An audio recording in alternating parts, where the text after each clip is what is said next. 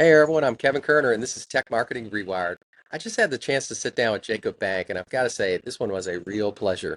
I've been watching Jacob's YouTube videos for a while now, and I've always appreciated his energy, his curiosity, and his willingness to jump into the AI chaos with the rest of us. In this episode, he breaks down the real difference between AI agents and traditional automations. He also gives us a behind the scenes look at how his team at Relay is using agents in their own marketing. And let me tell you, this is really smart stuff. Plus, Jacob shares a story of how he finally cracked YouTube and LinkedIn in his own personal marketing after a year of testing, tweaking, and total persistence. And don't miss the AI roulette at the end of this one. It's a good one.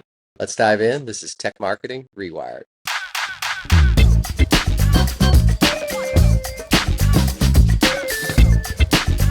Well, welcome, Jacob. I'm glad to have you on the show. I'm super excited. It's going to be a fun conversation. So the first thing I wanted to do is just have you introduce yourself, talk a little bit about your journey, and then I definitely want you to say what you're doing now at Relay. Yeah, I'll start with what I'm doing now, and then I'll go back to quickly how I got here. I'm currently the founder and CEO of Relay.app, which is a platform that enables everyone, including non-technical users, to build AI agents, automations, and workflows. My road here was kind of winding. Once upon a time, I was an artificial intelligence researcher. I thought I was going to pursue a PhD and become a professor one day. I ended up dropping out of my PhD to start my first company, which was an AI-powered digital calendar called Timeful. We got acquired by Google, and I spent 6 years at Google, where I led product for Gmail, Google Calendar, and several other collaboration and productivity tools. And so I've basically spent my whole career at this intersection of AI and collaboration and productivity tools, and that's what's taken me to where we are now, where the stuff actually works finally. Well, I think we've now discerned that you're a lot smarter than I am. Far from it, but I Just with that pretend to be intro. on YouTube. Yeah, that's really awesome. Okay, I want to talk first about we have a lot of people that are hearing all about agents and agentic AI and all these things. Have you describe or maybe define what you see as AI agents and maybe even the difference between that and agentic AI? It's easy to get lost in the terminology, and I don't think it matters that much. So let me explain it how I think about it as a user of these tools. There's three basic ways that I use AI every day. Number one is I go to a chatbot. That's like ChatGPT or Claude. Probably most people have tried that by now. Grok, pick your favorite. You go talk to it and say like, "Hey, I'm about to talk to Kevin on Mighty and True. Do some research about him for me so I show up prepared." That's a chatbot. You're in a window writing text messages to an AI and it's responding. The second model is a copilot. A copilot is you're in the tool that you normally use every day, and the AI is somehow helping you do things. So, for example, one of the features I worked on Gmail was that as you're typing out your email, the AI will suggest what you might want to say next. If you write code, you may have used a tool like Cursor that suggests what code you might want to write. Or if you've used Google Docs or Microsoft Word, they now have copilots where they can help edit your writing or suggest new ideas. So that's a copilot. A copilot is you're in a tool, you're not in a chatbot, you're in a dedicated tool to produce something, and there's an AI experience within that tool that's helping you do it. And then the third class of AI tools I use every day are those that are happening behind the scenes. I'm not actively chatting with something in a chatbot. I'm not actively using it in a copilot. The AI is just doing work on my behalf. And that's where people have this kind of technical debate about what's an AI automation versus an AI workflow or what's an AI agent. But I think the fundamental thing to keep in mind is that there's this class of AI that can work on your behalf behind the scenes on things that previously would have required human level intelligence. For people who are really interested in the technical distinction, an AI automation would be like a single step, like generate a summary of this podcast. An AI workflow would be chaining multiple of those steps together, like generate a summary of this podcast and then create a post on LinkedIn promoting it, where we have multiple different AI actions that are chained together into a workflow. And an AI agent is technically a little different. With an AI agent, you just give it a goal and a set of tools and say, agent, go do work for me. And so I would give the agent a goal that's like, hey, I want to promote this podcast episode. The tools you have access to are you can read transcripts, you can write LinkedIn posts, and you can write Twitter posts. Go, promote it as you see fit. And so automation, workflow, agent, the line between those three can be very blurry. And I find, the debates about the distinction between them on Twitter and on LinkedIn kind of beside the point and overly pedantic. So the way I would think about an AI agent, I wouldn't worry about the difference between an agent and a workflow and an automation. That's just not practically relevant for any of us. The thing I would think about is An AI agent is something that can work on my behalf behind the scenes without me directly chatting with it or using it as a co-pilot. And it can do things with human level of intelligence that I previously would have needed a person to do. And that's a perfect example, like writing a really good promotional post on LinkedIn about a podcast episode. Is there a reason why now it's getting so much? Because these workflows have been around for a while, and I guess there's been ways to dig into AI in these workflows. Is there a reason why now? If we're just in a hype cycle, or is there a technical reason why now they're becoming more accessible, or more people are just more interested in them? The models are way, way better. The models are way, way better. Like, even basic things like extract invoice information from a PDF barely worked 2 years ago and now works flawlessly. Things like write a LinkedIn post in my voice 2 years ago didn't really work. You got this like AI generated slop with all the M dashes and all the, words that people poke fun at that ChatGPT used. Whereas now it's the models can do it very well. So the models have improved, I think, along two dimensions that I think are important for everyone to know about. One is their core quality at a single task has improved. They are way better at extracting information from PDFs. They're way better at summarizing long form transcripts. They're way better at generating prose. But you've probably also heard of this other kind of models called reasoning models. And those reasoning models are able to do sort of multi-step chain of thought actions where they have to make a plan about how to achieve something and then deliver on it. And they've also gotten way better at that. And it's that leap into reasoning that has enabled people to shift from very well-defined AI automations and workflows into things that feel a bit more agentic. And when I say more agentic, I just mean you're giving the AI more latitude to figure out the plan of how it wants to accomplish its goal. I've watched a ton of your videos, and I always find it funny when you're building some of the build with me, and you put something in the AI, and it brings back a result, and you're surprised how good it is. You're like, whoa, wow, I, that I got that thing right. honestly, this I'm happened to me amazed. literally today, where I was doing a session today where we were going to do some prompt engineering, and the idea was we'd go into the session, and then it would get it wrong the first time, we'd try again, it would get it wrong the second time, we'd try again, it would get it wrong the third time, we'd try again, and I wanted to show people kind of here's my progression of how I test and iterate to make sure I get a prompt that's really good. And the session kind of blew up because the AI just did it really well the first time for all of my test cases. And, I found I found some ways to kind of push it into areas that it wasn't quite able to do. I gave it harder and harder tasks, but I'm in this every day, and every day I wake up surprised by how good something is. Wow, that's And wild. so So you can see the improvement, maybe totally. not day to day, but week to week. You're Definitely feeling week that to week. improvement. Definitely week to week. And so Yeah, I would encourage everyone, like, I'm not one of these people who thinks all human work is going to be irrelevant by the end of 2025.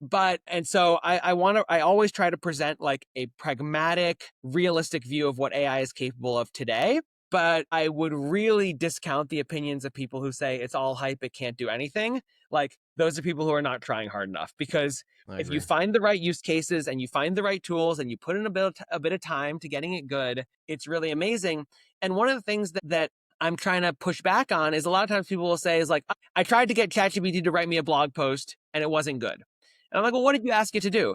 And you say, like, I gave it, one sentence of the blog post I wanted to write. Did you give it any context on what key points you wanted to make? Did you give it any of your past blog posts so it knows your style? Did you tell it anything about your ICP and the kind of language those people use? Did you give it any content from customer calls about Yeah. issues that might be top of mind? Like, imagine if you asked a junior and college intern from a one sentence prompt to just write a blog post. They're not going to write something good based on that information. And so you really have to think of, like, the mental model right now for me that I find most helpful is imagine a really, really bright sophomore in college intern. That's like a good starting point. But that changes every week. If we talk again in 3 months, it might be imagine a really good new grad. And if we talk again in 3 months, it might be imagine a really good content marketing professional who's been in the game for 5 years. Because the pace of the evolution is incredible. Yeah, the people that don't get really good at that soon are going to be kind of left behind, or they're going to have to learn really fast. The other Yeah. thing I was thinking about in terms of the maturity of your tool and other tools is, I don't know if you agree with this, is that it seems like your ability to dig into other applications are sort of retrofitting and it used to be API calls, and it still is to some degree, but man, it's getting so much easier to dig into other applications. And the more you build that ecosystem out of all these different things that can be connected with and have this agent rules engine inside of it, it seems like it could be really powerful. I would put that thing in everything, as much as you can Yeah. get it into. It's hard work, but here's my current take on what it takes for an AI agent to be valuable. It needs three things. Number one, it needs to connect to your actual tools. Because if all it does is spit out some text that you then have to reformat and copy paste, like it's just not going to be able to do work on your behalf if it can't deeply connect to your tools, both to read data and understand context and also to take action. Number two, this is something I firmly believe. The AI has to show you a plan of what it's going to do before it does it. Like, especially in these early days as we're all just building trust and trying to figure out what can it do, what can it not do, how it shows you the plan in the same way that a great new employee says, hey, Kevin, this is the task you gave me. Here are the 5 things I'm going to do, and I'm going to get this on your desk by Thursday. Does that look right? And then you say, yes, no. We're like, oh, also check this source or add this step here. And then number 3 is as the AI is executing, things will come up and it'll need help. It'll say like, oh, I couldn't find the right LinkedIn profile for this person. Is it this Kevin or is it that Kevin? Or, oh, I think you might find this summary of him most relevant, but like, tell me if you want something different. And so if you can connect to all the tools, if you can be very transparent and trustworthy about what your plan is, and if you can loop in the human in the right way as you're doing, I think that's how you build a useful AI agent. And on that first point that you were making about tool connections, there's 2 basic approaches. One is what's called an API that you mentioned. And this is basically a special set of capabilities that software tools offer for other software to interact with them. So, Salesforce will expose an API that lets other tools look up records and create records and search over records. But many, many tools don't have an API or don't have a complete API. And so for those tools, you basically need to just go in the browser and mimic a human clicking around. Now, in my experience right now, I have yet to succeed with a browser clicky tool. So there's Operator from OpenAI. Manus got a lot of hype recently. There's Cloud Computer use. I would love to see use cases where you're using it for real, but I have not successfully used OpenAI Operator for anything yet. But that doesn't mean you can write it off forever. Like, Yeah. it means right now I'm building all of my workflows based on APIs with some light web scraping. But I totally can believe that 6 months from now that I would be able to fold in Operator to some of these agentic use cases that I Wow, use. that's cool. But and you haven't seen any end applications cutting off access or limiting access as they So want their own AI tools. the one case that I have seen is that LinkedIn has a pretty locked down terms of service around what automated actions you can take. And so I don't know the details of it, but they got into a little bit of a dust up with Apollo and Seamless and a couple others a couple weeks ago. And so I think in general, most platforms benefit from being open and having good APIs. And so I expect that most companies will invest more in their APIs and not less as AI agents become maybe the primary thing that's interacting with these tools. Like making an AI agent click around in your browser is very inefficient. Like we have way more efficient ways to give other computers access to data.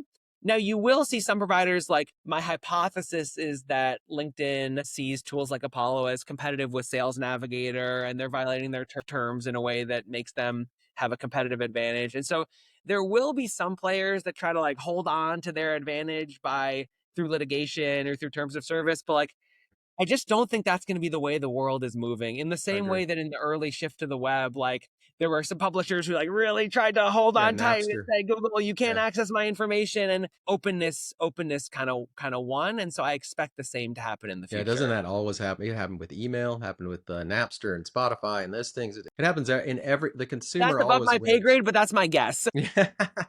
Well, I won't quote you on that.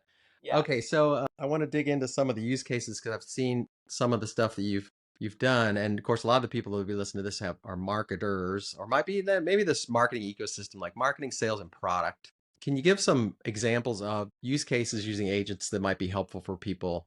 Like, how would you use an agent in those functions? Yeah. So this is our tool, Related App, but I don't want to make this an ad for a Related App. I want to show you kind of the general things that we're using it for. And I'm just going to walk you through kind of step by step many of the use cases I use AI for. So here's one on market research. So these APIs are changing really quickly. Anthropic, Grok, Perplexity. And so we set up an AI agent that basically tracks the changes to their websites and lets us know when we have a new model that we need to research or if they're deprecating an old model. So AI is really, really good at checking a website every day and tracking changes. We use AI for our community management. So we have a Slack community with several hundred members, and we have a bunch of things that we want to do. We want to send them a personalized welcome message when they join. We do kind of community challenges from time to time. So we want to tally up their points and send them leaderboard scoring. So we have a bunch of assistive kind of community management tools. We do a lot of AI powered competitive research. We follow the blogs of all of our competitors. We follow the YouTube channels of all of our competitors. We follow the pricing updates of all of our competitors. And so these typically either they run on demand, like every time Zapier posts a new YouTube video, we get a little summary of it sent to us, or you can run them once a week or once. I think our competitor pricing analyzer runs once a month. It's just like, hey, look at the pricing pages of our major competitors and just let me know if anything's changed in the last month, because pricing changes tend not to happen on a daily basis. We have a partner program, and so we have a workflow that screens applicants. So our partner program is designed for agencies and consultants that help people either with automation or AI or even function specific like marketing. And so what we do is we have a Google Doc with our program guidelines, and then we automatically look up the person's URL and research them online with Perplexity and say, based on what you found out about this person and based on our program guidelines, do you think they're a good fit for our partner program? And then we have a human in the loop step where we just confirm to double check. The AI says, here's, I think Kevin's a great fit. Here's why. He runs this marketing agency, blah, blah, blah. And then a human in the loop confirms it. Here's another thing that is really important. AI is great at synthesis across. For example, in this use case, I always record all of our customer calls. I probably do between 10 and 20 customer calls in a given week, and I want to get aggregated insights from all of them. So I have this AI agent that every Saturday, it looks at all the customer calls that I did in the past week, and it creates a single synthesized report that breaks down. I can actually show you the prompt for this one because it's kind of cool. It breaks down, for each customer call, carefully look at their industry, their role, their type of business. What are their key use cases for AI and automation? What do they like about Related App? Where do they struggle with Related App? What other tools have they tried? And then it synthesizes it into a So it's single report. digging into Gmail, finding the notes from any meeting, probably prompted by some tag in the Gmail itself. Exactly. Just Just having the like I AI use work, Firefly, so it just looks for like the your meeting recap and then it's tag. just sending it to Slack as a consolidated notes. Yeah, and Man, you that's can cool. send it to Slack, you can send it to email, you can create it in a Google Doc, whatever works for you. We have a bunch of kind of lifecycle marketing stuff. So we send personalized emails to new users. We send personalized emails to new paying customers. We do outreach to churned users, and we kind of look into like what they were doing in the product automatically and try to get a sense of like, did they churn because they ran into an issue or because their usage tailed off over time? And then I review those emails before they go out to make sure they're accurate. We have a bunch of SEO Hmm. workflows. You'll see this folder's got a lot of stuff in it. We create programmatic pages. We refresh all our blog posts automatically from time to time to make sure they're still up to date and accurate. We automatically publish blog posts for new YouTube videos. We automatically create posts for new features that we launch. And then we Is it also do writing to? Is the agent writing to your CMS, your website? Yeah, so we use Sanity. We use Sanity Okay. as our CMS, and it outputs posts directly there. Usually, again, in draft mode. So then I go in and edit a little bit and hit publish. We also do a bunch of AI powered social media marketing. So whenever I make a YouTube video, we automatically transcribe the recording, use that to generate the YouTube description, use that to generate the LinkedIn post, use that to generate the Twitter post and the Blue Sky post. I have a bunch of writing assistants that like if I write in a little like after this call, I might say like, hey, just had a great call with Kevin. We talked about this marketing use case, this marketing use case, this marketing use case, and then it'll expand that into a full LinkedIn post for me with more detail. I can also feed it the transcript of our call if I want to. I track all my performance on LinkedIn automatically. So I think this works every month. Yeah, every month it looks at all my LinkedIn posts for the last month, and then it automatically fetches how many comments and reactions they got, and it puts that in a tracker, and it lets me know. I can actually show you my tracker because this is pretty fun. It shows me like, oh shoot, sorry, I clicked on the wrong one. This was the AI writing assistant. I wanted to show you the performance tracker. So I'm showing here is a spreadsheet. It basically has the URL of the post title, the date I posted it, the day of week, the time of day, the post content, and then the performance. And then you can look at like, wow, it turns out all of my top 6 posts were on Friday, Saturday, or Wow. Sunday. So something's going on about my content that happens to be resonating on weekends. So that was a very kind of like Golly. tactical and detailed view. But zooming out, our major use case in every marketing function that I'm aware of. Yeah. We have a ton of use case in lifecycle marketing, email marketing, community marketing, partner marketing, social media marketing, traditional product marketing, like, and we use it for content creation, we use it for analysis, we use it for synthesis, we use it for research, we use it for updates. And basically what this has meant is I am the marketing team for our company. Me plus AI is the marketing team. And I still have a very active role to play in setting up these agents, training these agents, guiding them, giving them feedback, because as you've seen, like a big part of our marketing strategy is based on my relationship with our customers, and I do all the YouTube videos myself. I answer a bunch of the support messages myself. And that's only possible because I have AI doing all the busy work sort of behind the scenes for That's me. incredible. It's just absolutely incredible. That was the one thing I was thinking is when you're showing me that stuff. Number one, it replaces a lot of other tools. I was thinking Taplio, which is or any sort of social media creator tool, scheduler tool, whatever. It replaces a lot of that technology because you're just building an agent base to do it. It's kind of like citizen led development. You're doing it yourself versus going to Yeah, and this approach won't be right for everyone. So Relay.app is a very horizontal tool. You can think of it as like a spreadsheet. Like every single company in every single role uses spreadsheets, right? But you use them for vastly different use cases at different levels of sophistication. Some people prefer to use a spreadsheet for modeling their finances. Some people prefer to use a dedicated financial management tool. And so, and for everyone, for me, I love the flexibility of working with horizontal tools because it lets me customize things just the way I want to, and it gives me much more control. But it does take more effort because you have to tinker with things a little bit. You have to experiment. So what I would encourage everyone listening to do is explore both use case specific tools and horizontal tools. And my guess is you're going to end up with some blend of both. yeah. You're not going to use Relay as your CRM. You couldn't even use Relay as your CRM. It's not a CRM. It doesn't have the right data storage. Like you got to use a CRM as your CRM. You can definitely use Relay to augment some of the capabilities that might be missing in your CRM, like logging certain kinds of calendar events or doing a certain kind of enrichment. Well, you also had some emails in there. They're going out through Gmail, but it's just amazing to see that. That's mind blown on some of that stuff. Can I show you one other thing that's super cool?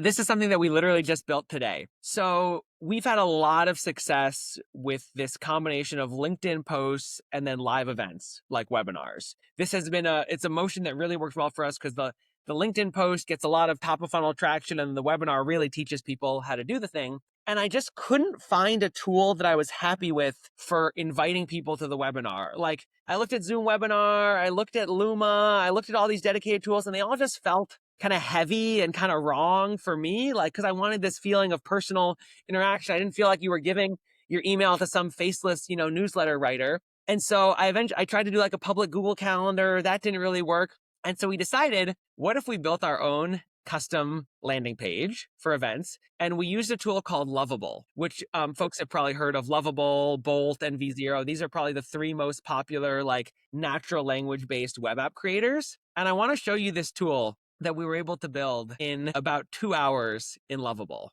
It's a totally custom website that says, here's when the Roulette app live sessions are coming up.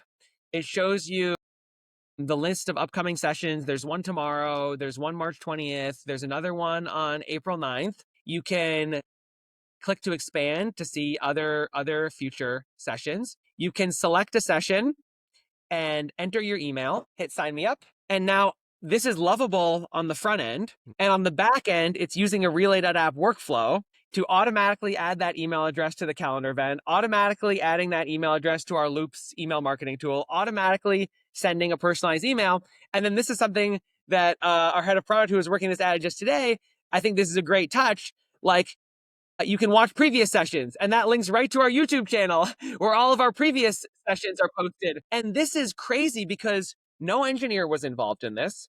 It's totally custom and exactly fits the need and the use case that we have. It took 2 hours to set up, all no code tools, lovable on the front end, and then relay.app on the back end. It actually works. It actually works. We are actually going to use this in production and send that link to thousands of people. Amazing. Yeah, I've been on the no code thing for a few years now. We built I think I messaged you about us using Glide. Like we use Right. Glide to the max, man. It is such an easy tool to use and it's all spreadsheet based. So I'm really interested to see how Relay can work with it because we can get data in and out of it. But one But funny it's thing. go ahead. Oh, go ahead. Go ahead. Well, I was going to, but Glide is a tool that's a little bit more cautious about access, I think.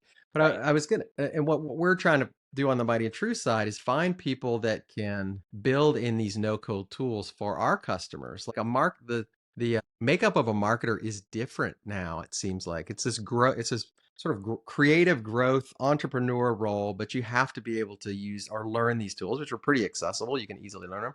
I'm curious what you think the makeup of a like if you were a marketer, like what would you, or if you were going to hire a marketer to replace you in this stuff, what would you want them to do? What would you want them to, what would their makeup be? What type of person is that? So first, I don't know because it's been hard for me to know what marketer to find, which is why I've been doing it myself. But let me tell you some of the things I would think about. First, I would think about what marketing strategies are likely to work better in the future and which marketing strategies are likely to work worse in the future. Hmm. So if Yes. you're used to writing SEO optimized blog posts for really competitive keywords, oof, I'm not sure how future proof that's going to be. Mhm. Like AI is just going to get really, really, it's going to be hard to differentiate there. AI is going to get really good at writing the content, and the companies that already have the domain reputation and the topic authority are going to win anyway. If you're really good at writing cold emails, like, are cold emails going to work in a world where AI generated cold emails are a dime a dozen? I don't know. And so what marketing strategies I think are likely to work in the future? I think marketing strategies that enable the customer base to build a real relationship with the team and the builders, I think those are going to be durable into the future because people want to buy a product that's from people they trust and that they know. And that's why I actually experimented with fully automating my YouTube videos and I got them pretty good. It could click around the screen, it could do the voiceover, it could generate the script, but I got some feedback that was like, "Hey, we're missing you in the video." Like because they see me on YouTube, they see me on LinkedIn, they see me doing customer support. And so things that are based on building trust and a relationship with the team. So certain kinds of social media, certain kinds of content creation, and then also kind of community led channels. Because in a world where there's AI, AI generated content everywhere, it's kind of like when I need to find a plumber for my home, I can't really go to Yelp anymore because I just don't really trust Yelp anymore. It's so flooded with reviews. I don't know if they're meaningful. So what do? I ask my four neighbors. I say, do any of you have a good plumber that you've worked with? And I think that's the world software is going to go, the way software is going to go too. And so I'd want a marketer who really has great instincts in building community, building word of mouth, building advocates, cultivating advocates. So that'd be one thing I would look for. Are they aligning themselves to the kinds of marketing channels that I think are likely to work durably in the future? That's number one. Number two, are they totally unafraid of playing with new tools and learning new things? Like, and in fact, their first instinct should always be, is there a tool that could help me with this? And there are people that we've worked with that are like that, and there are people that we work that are not like that. They're like, I know my playbook, I know my way of doing things, I'm doing Yeah. it. So I really need people whose first instinct is, let me try to find the best tool that's available right now, and are always updating their mental roster of like, here are the tools that are great, here's what AI can do, here's what AI can't do. And then number three is I need someone who's a little bit more of a generalist because I think companies are going to be smaller in the future. Cursor, 150 million ARR with 22 people. Bolt, 40 million ARR with 17 people. Lovable, 20 million ARR with 15 people. I might be messing up the exact numbers, but Yeah. like Oh the yeah. spirit is definitely right. They're just going to be small companies with player coach generalists that are harnessing many AI agents to do a lot. And so those are kind of the three things I'm looking for. I don't really care if you've previously written a blog post that ranked on Google. I don't really care if you've previously run an amazing PPC campaign. I want to see that you can learn the tools that are going to enable you to do the right forward thinking thing. It's a certain amount of curiosity and fearlessness and desire to automate and systems led thinking that I think is going to win out in the end. This is awesome. We could go on. I want to ask you really quickly. So we have a few minutes here. Is your marketing story? You mentioned some of it, like a lot of this has been founder led and those type of things. But you have this amazing like video story. And what do you think's real? How have you really done what you've done with the brand by yourself? Where have you seen success? I know some of it's been in the YouTube and on the video side of things. I'd love to hear you just quickly talk about Let that me tell you the success. quick story, and it has been failure after failure after failure. It's been really, really hard. So the book that really shaped my thinking in the early days of the company was The Mom Test. I highly recommend it to everyone. If you're in the early user research phase or you're looking for your first 5 or 10 customers, that book basically outlines a methodology by which you can talk to people and get real feedback. Because nice people like Kevin, if I say, hey, Kevin, I've been pouring my heart and soul in this thing for the last 6 months. What do you think? What are you going to say to me? You're going to say, oh, I love it. So cool. Let me know when it launches. So there's a methodology to kind of asking questions in a way that will give you the truth about whether you're onto something useful. And then I was able to get sort of our first 5-ish, 10-ish customers just kind of through my network and using that interview-based methodology. Then the book that really shaped my thinking for the next phase was a book called Traction. It was Oh, I written love that by, book. I think Love it. his name is Gabriel Weinberg, the founder of DuckDuckGo. And Fantastic that book. basically outlines a methodology that says there's 20 or 25 different channels, from live events to paid ads to social media. And what you should do is at every phase of growth, you should experiment with the few channels that you think are likely to work at that phase of growth. And then you're going to have to rerun this exercise many times as you reach different phases of growth. So at the first phase of growth, when we were going from like, the 0 to 10 customers, the channels we picked were introductions through my network, finding people who had this problem on Reddit and interacting with them, and doing a little bit of like outbound on LinkedIn based on people who liked adjacent products. And those got us from 1 to 10 users.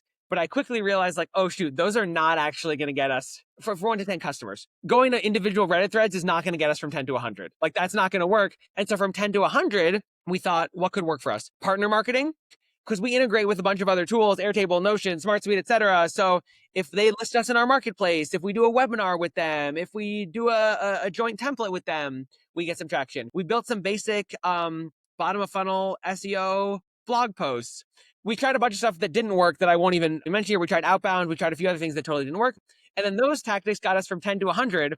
But we were like, oh, shoot, those are not going to get us from 100 to 1,000. We sort of tapped out what we see as the opportunity in bottom of funnel blog posts. We've kind of seen what the ceiling is with partner marketing, not going to get us from 10 to 100. And so we rethought and thought, okay, what are the things that are going to compound with our user base and get us from 100 to 1,000? And we decided it was going to be a combination of social media, video content, and then kind of community and partnership facilitation of word of mouth. And I've been posting 2 to 3 times a week on LinkedIn and YouTube for the last year and had no results. No results for the first 9 months. I can show you the chart I've of our seen your YouTube chart. of our It's yeah. YouTube channel. So here's our YouTube channel. I'll kind of describe it. And I'm not saying we have some like amazing channel now. We're closing in on 5,000 subscribers, which is decent at our pace. But if you go to the chart of the historical subscribers, I'll show you the last year. Our channel kind of just turned 1 year old.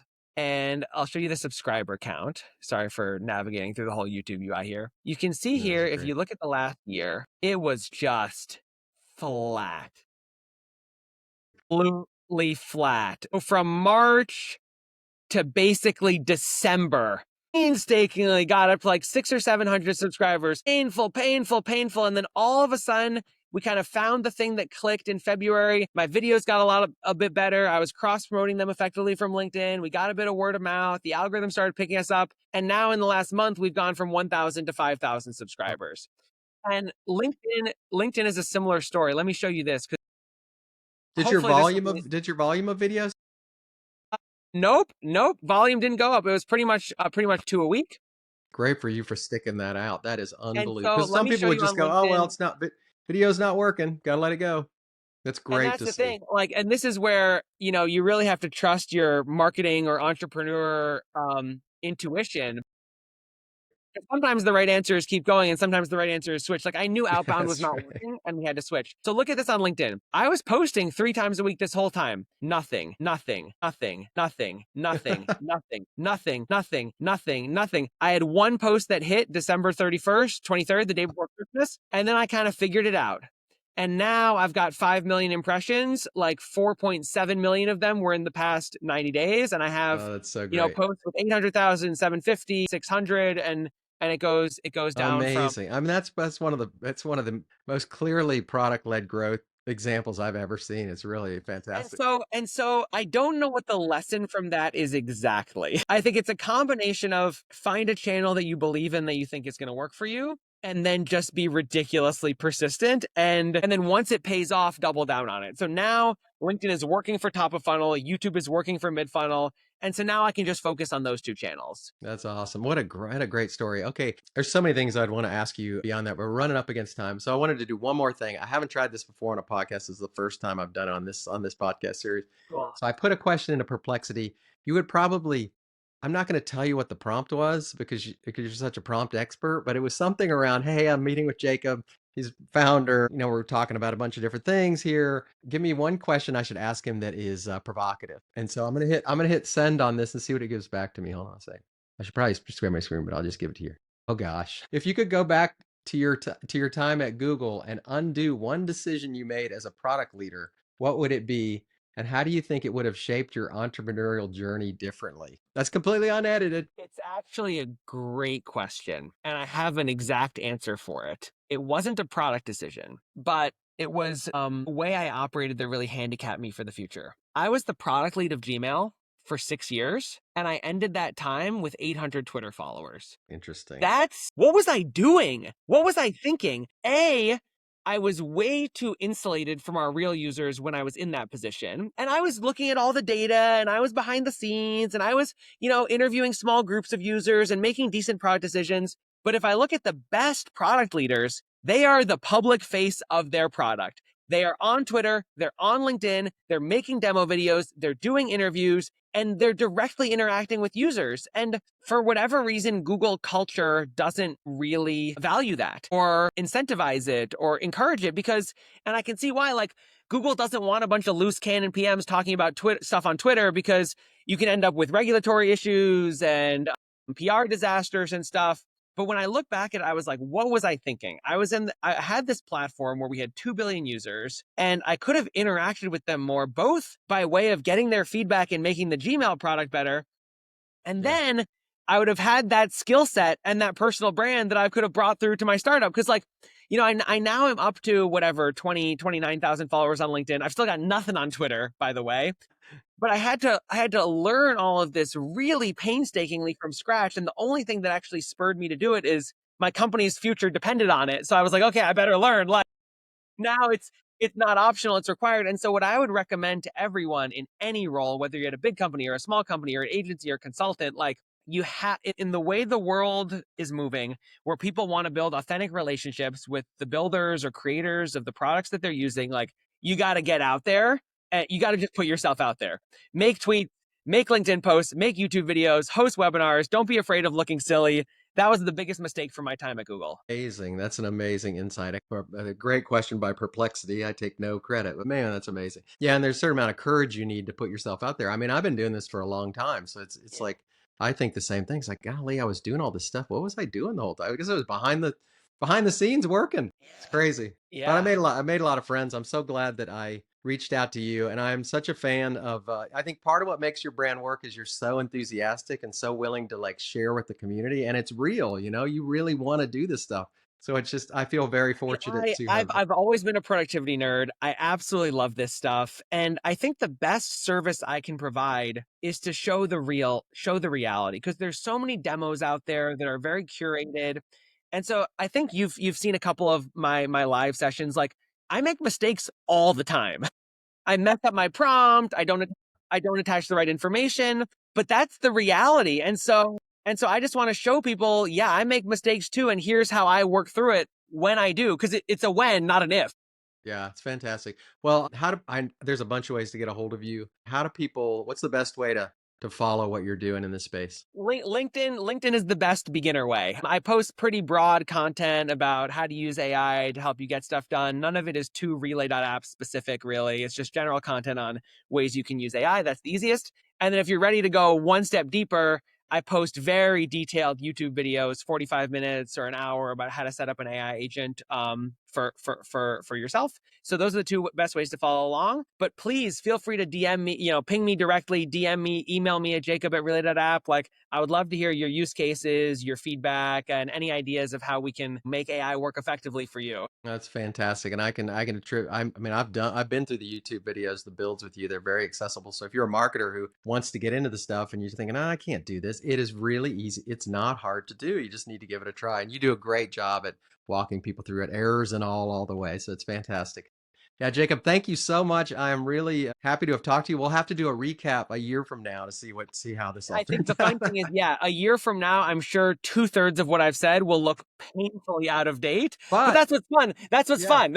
we'll have the transcript. So we'll just talk to Yeah. you. Here's all the bad decisions we made along the way. Yeah, totally. I look forward to it. This was a lot of fun, and let's definitely do it again. And I'll be a different person. The company will be different, and AI will be at a different state. For sure. Okay, great seeing you, Jacob. Yeah, thanks, Kevin.